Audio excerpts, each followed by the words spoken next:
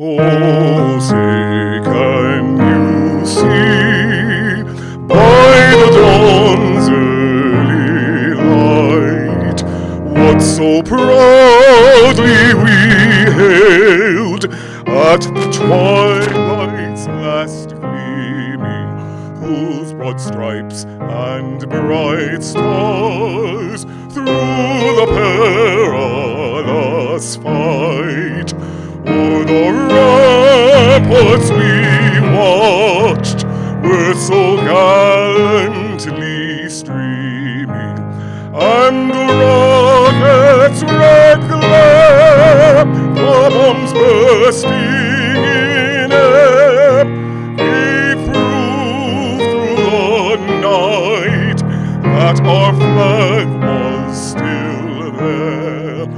Oh, say does that star-spangled banner yet wave o'er the land of the free and the home of the brave?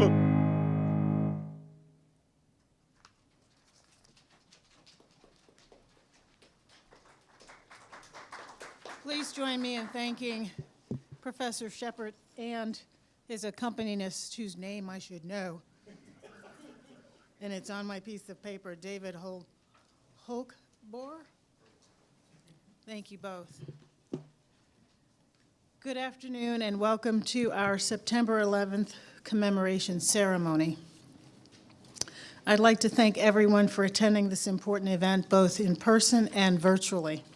That's why we're holding it in this room, so that we can also have our virtual audience with us today. I'd also like to extend my sincere thanks to John Jay Foundation board member Alicia Washington, the student and alumni participants, and everyone in our community who devoted their time and creative efforts to produce our 9/11 remembrance events. And yes, I would get a frog in my throat right now. And I especially want to thank Mindy Bockstein, who is the architect of everything we do in remembrance of 9/11. On this day, 22 years ago, our country, city, and community witnessed an unthinkable act of violence that robbed our society of nearly 3,000 beautiful lives. That included 343 firefighters and paramedics, 23 police officers, 37 Port Authority officers, and countless civilians. Among those innocent lives taken from us were 67 John Jay family members of our community here, Just like our current students, these fallen heroes walked in the halls of our campus, sat in our classrooms, and committed themselves to a life of service. Many of our event participants were either very young, and many were not even born when the Twin Towers were attacked. Yet they stand with us today, determined to preserve the legacy of those we've lost. How do we keep their spirit alive in our hearts? How do we live up to the sacrifice they made to save others? We keep their spirit alive by telling their stories and celebrating their lives, which we'll do today. We live up to their sacrifice by taking up their torch of service and committing ourselves to helping others. We stay true to their memories by upholding our core values of justice, diversity, equity, integrity, and respect, while we actively disrupt hateful ideologies that lead to unspeakable violence. Today's student and alumni participants are forever linked to the 67 heroes we lost 22 years ago today, along with many alumni still fighting illnesses connected to the tragedy. When our students, faculty, and alumni go out into the world and move the needle forward toward a more just society, they are honoring our 9/11 heroes in the most fitting way. I'm looking forward to hearing today's poetry, songs, and stories, and I hope you all as well. So thank you for joining us to commemorate those lives that we lost 22 years ago today.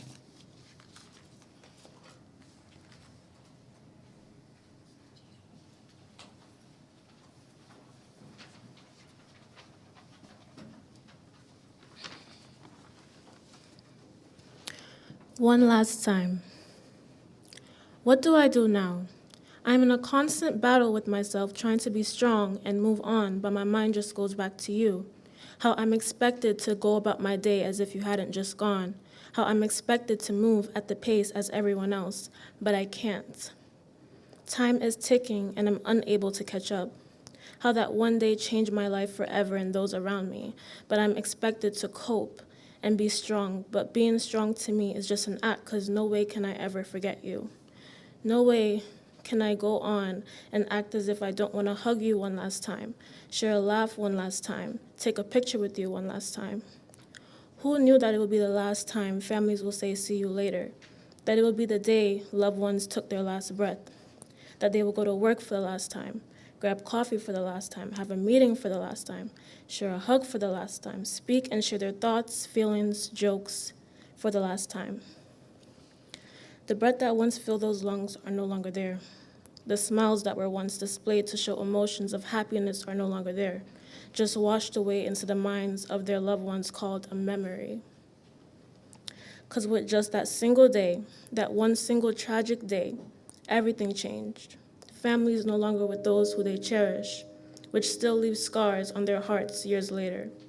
Many needing to gasp for air because they need a minute to breathe and grasp what just took place, what changed their lives so much in an instant, what they would do just to hug their daughter, son, mother, father, lover, friend, just one last time. Thank you.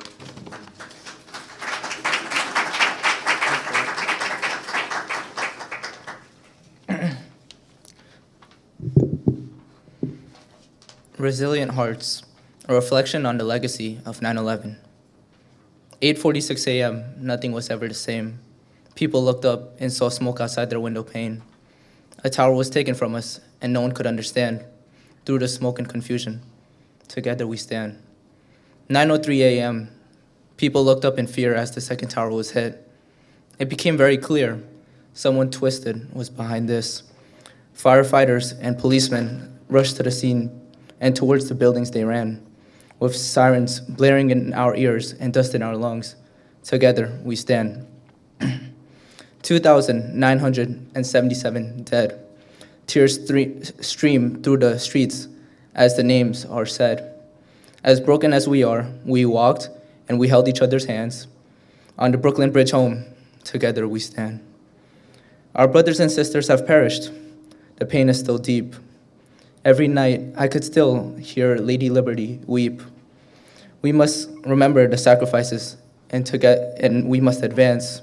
With folded American flags in our hearts, together we stand. Our differences aside, as Americans we lead. Our stripes are our color, our stars are our creed. From the folks in the city to those in the ranch, one nation, indivisible, together we stand. On 9/11, I was still in my mother's womb. One generation later, I could still feel the gloom. Every year, we must take a moment, look around, and glance, and vow a pledge of allegiance to justice. Together, we stand. The land of the free and the home of the brave. We must work together to protect each other's freedoms every day. The seeds of tomorrow, together today we plant. With liberty and justice for all, together we stand.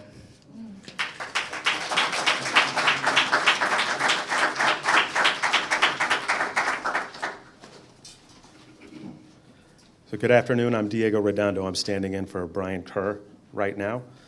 It is our tradition at John Jay College to invite representatives of our community to recite the names of those who we lost on September 11, 2001. They were first responders, administrators, faculty, students, and staff. As we read the names of our 67 fallen community members, please keep them and their loved ones in your thoughts. At the end of the ceremony, we will place flowers and origami cranes by the memorial. The cranes were gifted to us by Japanese school children on the 15th anniversary of the September 11th attacks. Paper cranes were also made by alumna Melinda Yam to add to this collection. Following September 11, 2001, Japanese children hand-folded 1,000 paper cranes as a gift to New York City, based on the ancient legend that anyone who folds 1,000 paper cranes will be granted a wish. Their wish was for world peace.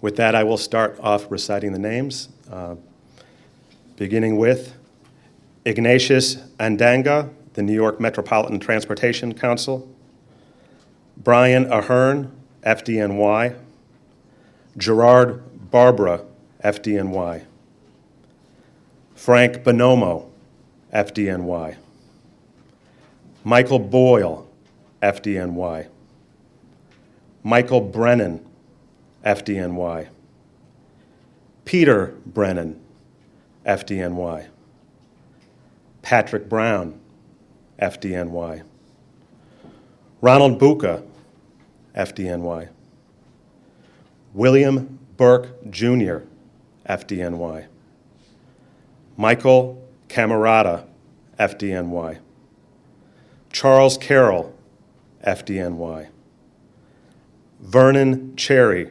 FDNY, Michael Clark, FDNY, John Collins, FDNY, John Coughlin, NYPD, James Coyle, FDNY.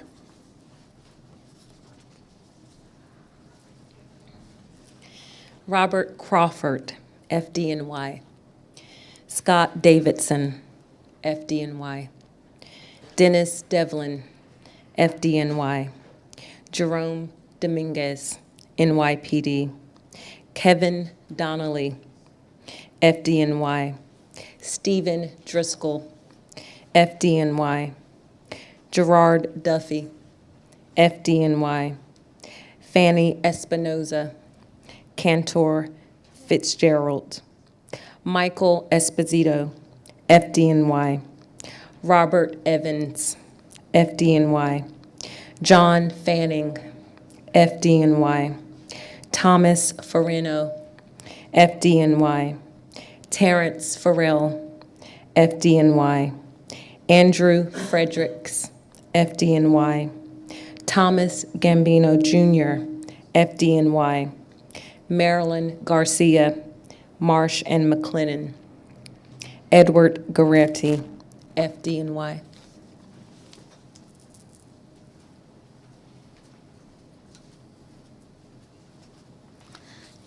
John Giordano, FDNY. Sean Hanley, FDNY. Terrence Hatton, FDNY. John Heffernan, FDNY. Ronnie Henderson, FDNY. Walter Hines, FDNY. Carl Joseph, FDNY. Michael Kiefer, FDNY. Thomas Kennedy, FDNY. Ronald Kerwin, FDNY. Joseph Levy, FDNY. Joseph Maloney, FDNY. Peter Martin, FDNY. Michael Lyons, FDNY. Robert McMahon, FDNY. And Charles Mills, New York State Department of Taxation and Finance.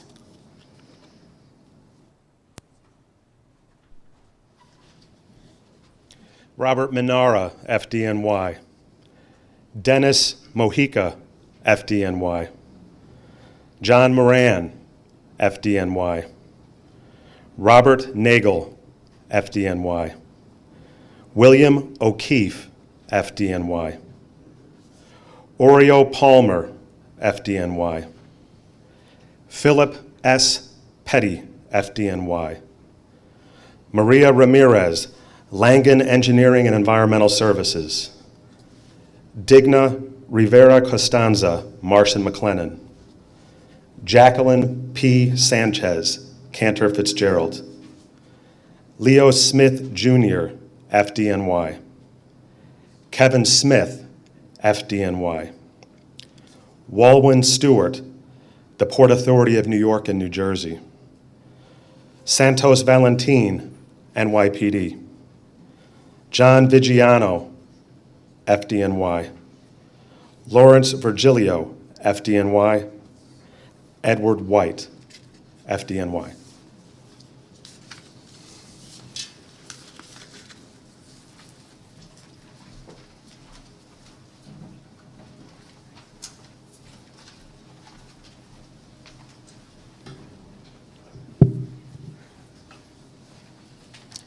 On September 11th, alumnus David Chong was a lieutenant in the NYPD Organized Crime Investigation Division.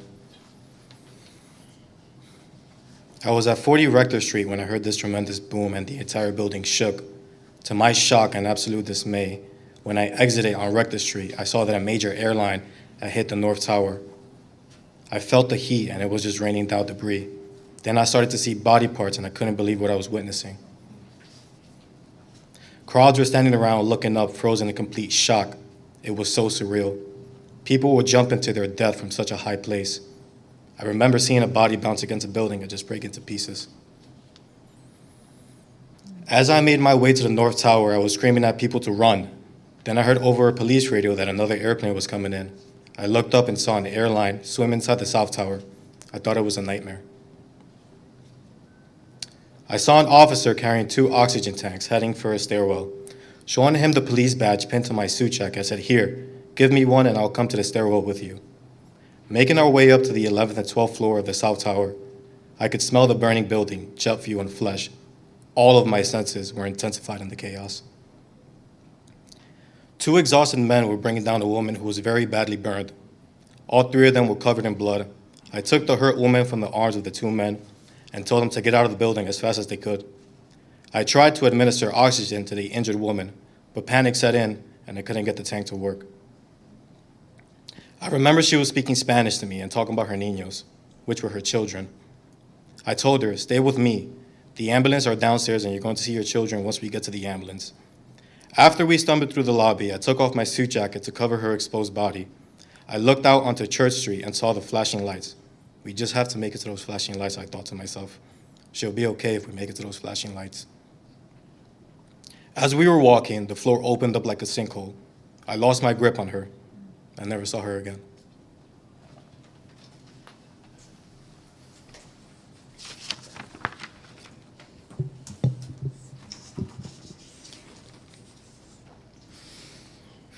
On September 11th, Erin Coughlin was 16 years old.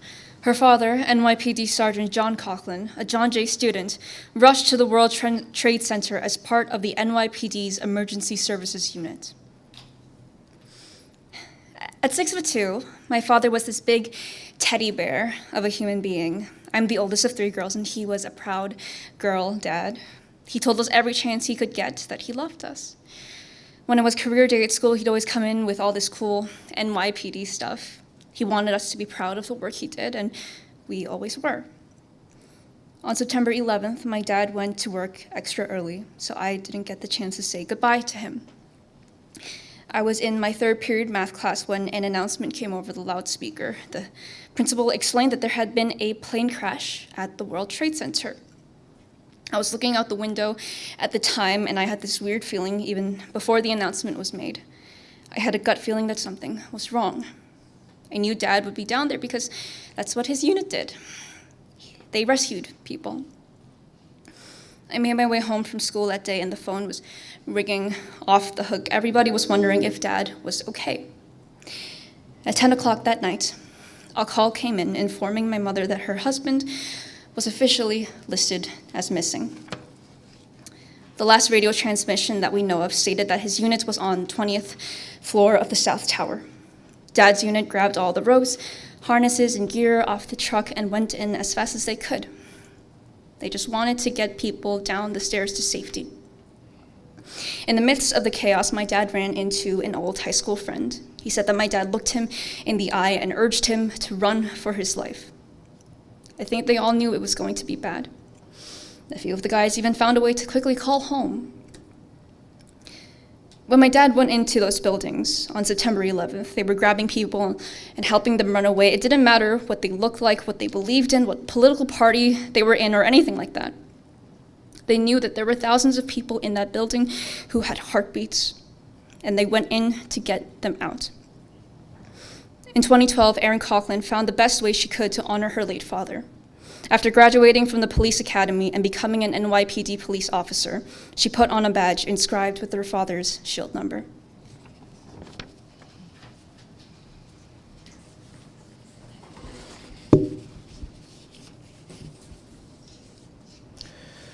The summer before September 11th, FDNY Fire Marshal Ronald P. Booker, a John Jay alumnus, dropped off his son, Ron, at college. It was the last time father and son would see each other. At the end of August 2001, I was an undergraduate in New Orleans. Dad drove me down there to help me move into the dorm. We got out in New Orleans for a night and saw the sights. Then he headed back to New York City. The night before September 11th, I talked to my dad like any other college kid.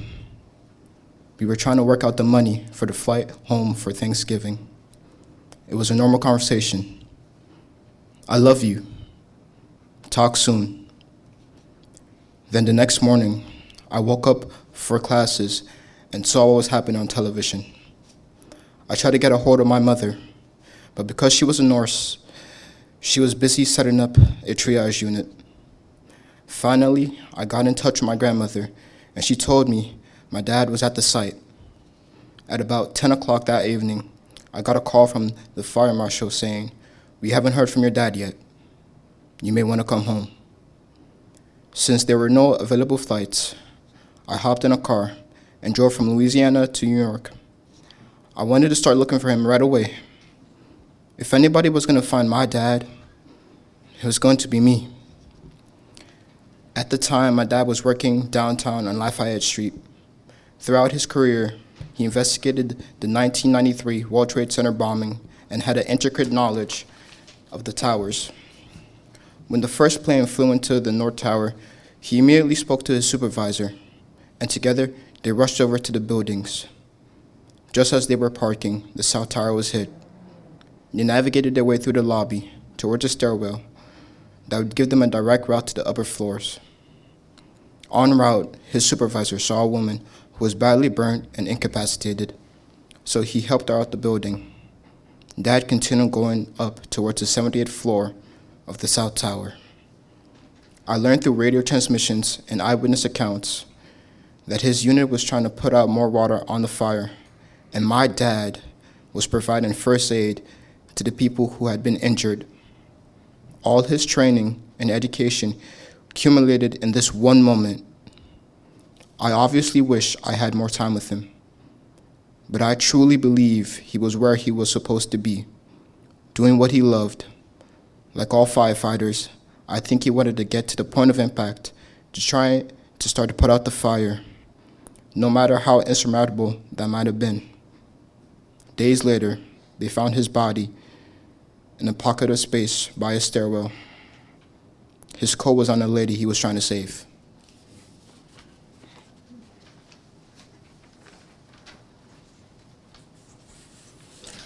On September 11th, alumnus Stephen Heavey was working as a FDNY fire marshal.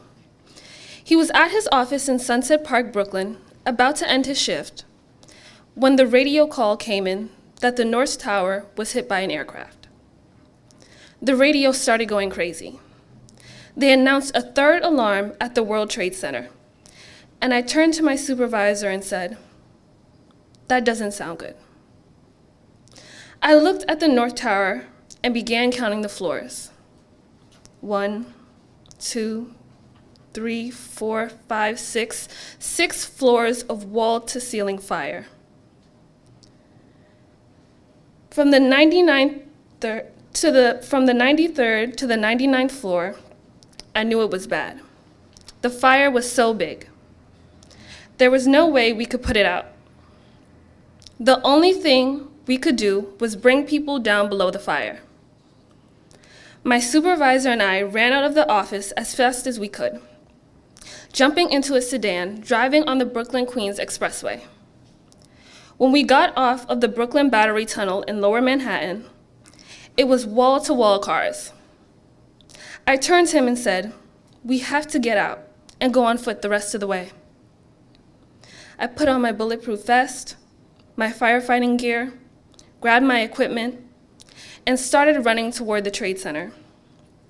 It was pure chaos when we got there. My supervisor told me to find my marshals and bring them to the West Bay Street so we could come up with a plan. As I'm frantically waving guys over to me, all of a sudden, one of them says, "There it goes." I craned my neck up and saw the South Tower panicking downward with all this smoke and steam coming out. Boom after boom after boom. The building was coming down. We began running for our lives. I ducked behind a building and was hit by sand, pellets, and all sorts of debris. Then suddenly a huge plume of dust enveloped the entire area.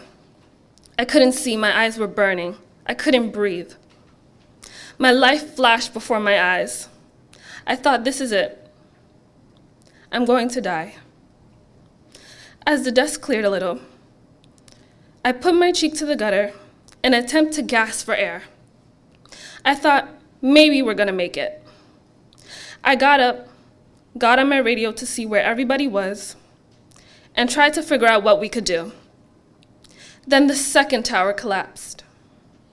I can still hear it, smell it, and see it. I don't know if hell exists, but it does.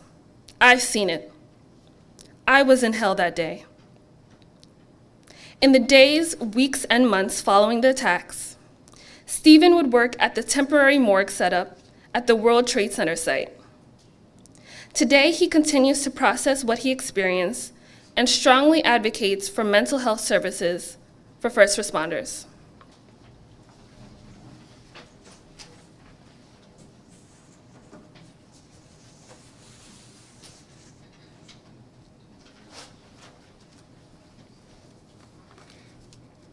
On September 11th, alumna Linda M. Reynolds was the Chief Deputy Sheriff in the New York City's Sheriff's Office. She was at the World Trade Center site helping in the response effort, assisting in the triage and contributing with the recovery. When I woke up the morning of September 11th, it was the most beautiful September day. The sky was blue and clear, the sun was out, and the air still felt like summer. Never in my wildest dreams did I think it would quickly become one of the worst days of my life. 2 commercial planes hit the Twin Towers. And all first responders, police officers, firefighters, paramedics rushed to the site, including me. Everyone wanted to go in and do anything they could to help. I remember the chaos of that day so clearly, the fear we felt, the fire shooting out from the building, the smell of smoke in the air, the sound of innocent people crying, screaming, and dying. There was just so much panic and confusion. Everyone was running. No one knew what was going on because no one was sharing any information, not federal, state, city, or county. I called deputies, getting as many officers as I could from the 5 boroughs to come down to the World Trade Center as quickly as possible. In the triage area offsite, I did my best to comfort those who have escaped the burning towers. Then the buildings came down. We were shocked into silence, an eerie, deafening silence. All I could think were about the people, the first responders, who ran into those buildings to save lives, and they never made it out. In the days that followed, I felt shock, anger, and sadness. There was just so much unimaginable heartbreak. But amid the heartbreak, there was also light. I saw firsthand the resiliency of the human spirit, the capacity to love. People from all over the country wanting to support us. Every state sent volunteers to help with the recovery efforts. They wanted to feed us, to clothe us, and to let us know that we weren't alone.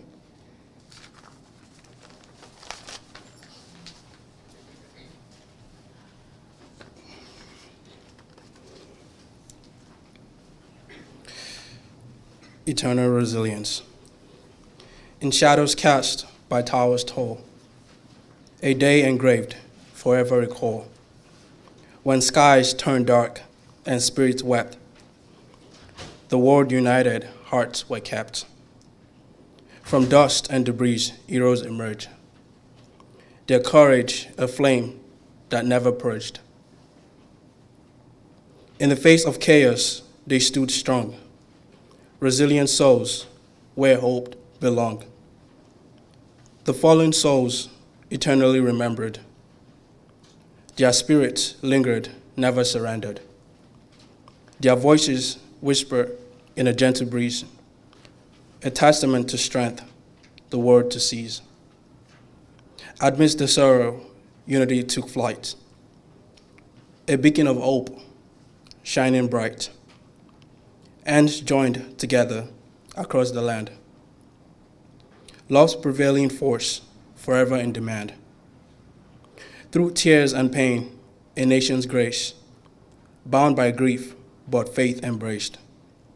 From shattered fragments, dreams rebuilt.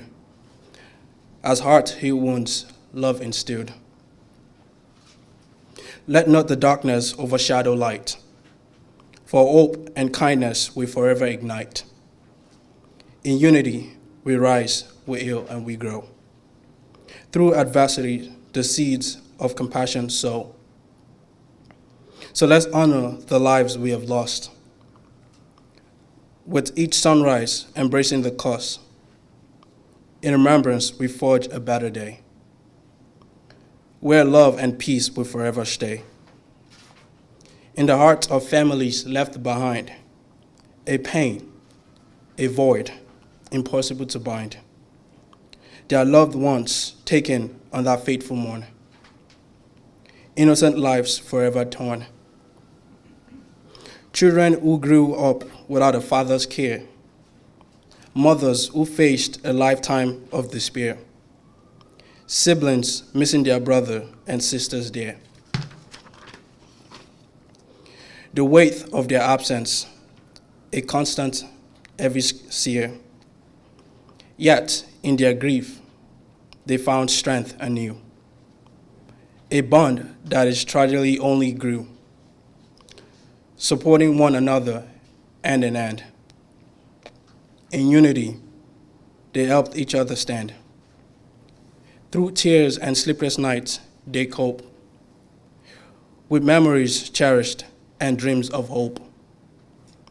Each day, they carry their loved one's light, their spirit guiding them through the darkest night.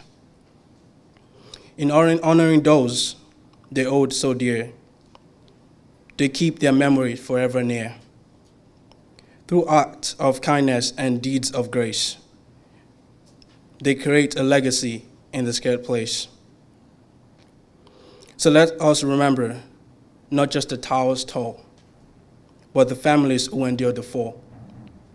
May their courage and resilience inspire as we pay tribute to those we deeply admire.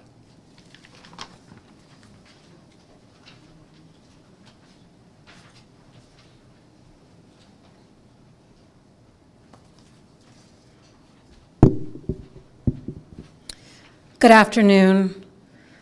Although today is a solemn day, it is a great comfort to be with all of you, together as a community on this 22nd anniversary of the September 11th attacks. September 11th was a day of profound human tragedy, leaving destruction, heartbreak, grief, confusion, and uncertainty in its wake. A day that we must continue to reflect upon and never forget. I distinctly remember where I was on September 11th, 2001. I was only a few weeks into my freshman year of college, some 80 miles away from Lower Manhattan. I was starting my daily routine, heading to class, no different from any of the victims of the attacks who were going about their daily life and fulfilling their own purpose in the world. I have vivid memories of the palpable collective fear and deep concern for others at Ground Zero, feeling helpless as I watched on television the smoke rise over Manhattan and first responders and volunteers tending to the recovery effort, sacrificing their own well-being for others.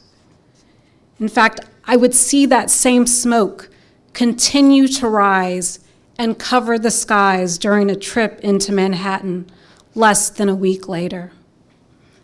But despite the horror of September 11th, in the aftermath, unity emerged.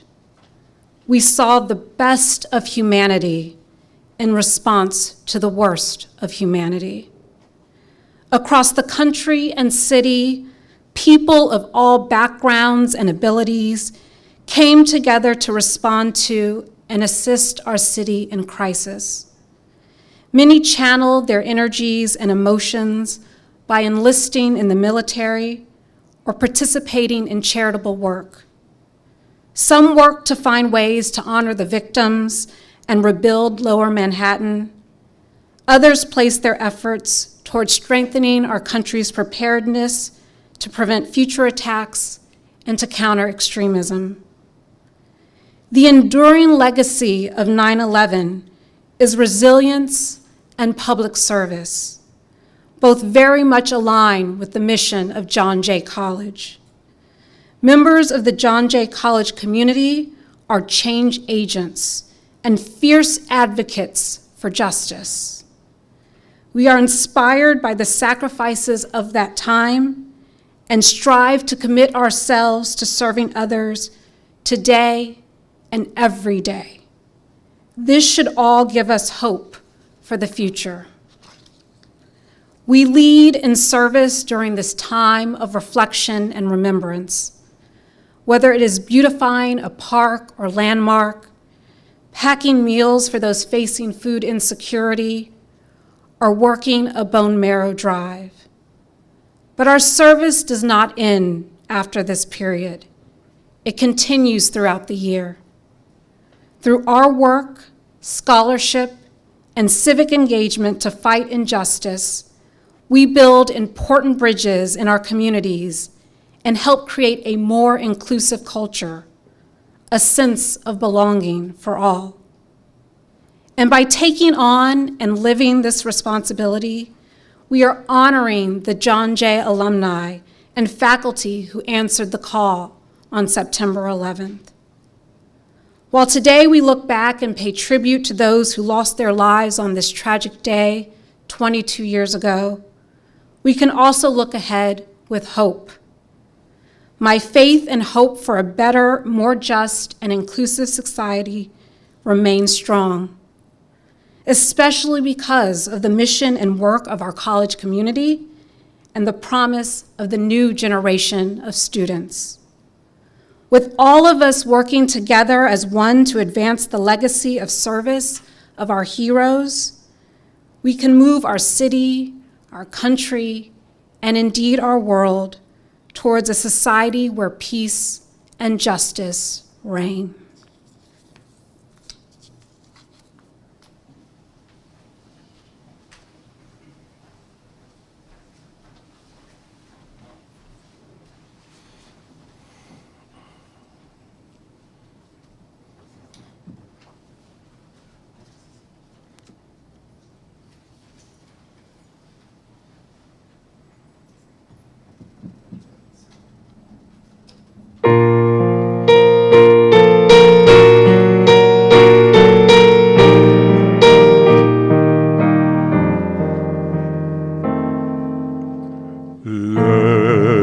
Let there be peace on earth, and let it begin with me. Let there be peace on earth, the peace that was meant to be, with God as our Father, family all are we. Let us walk with each other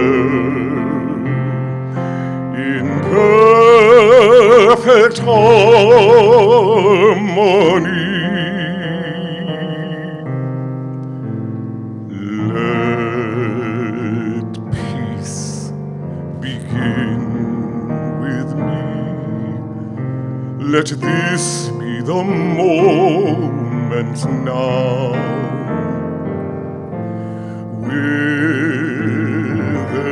every breath I take, let this be my solemn vow, to take each moment and live each moment in peace eternally.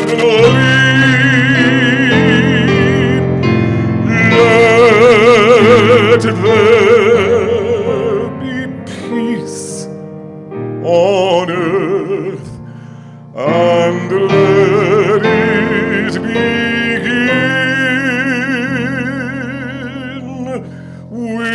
with me.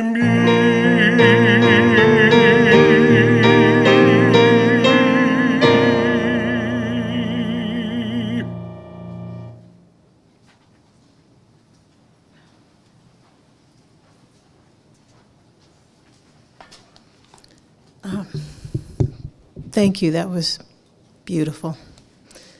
And I want to say thank you to all of you all, because it is beginning with us. And please join me as we process silently to the memorial to lay cranes and flowers in honor of all of those we lost 22 years ago today.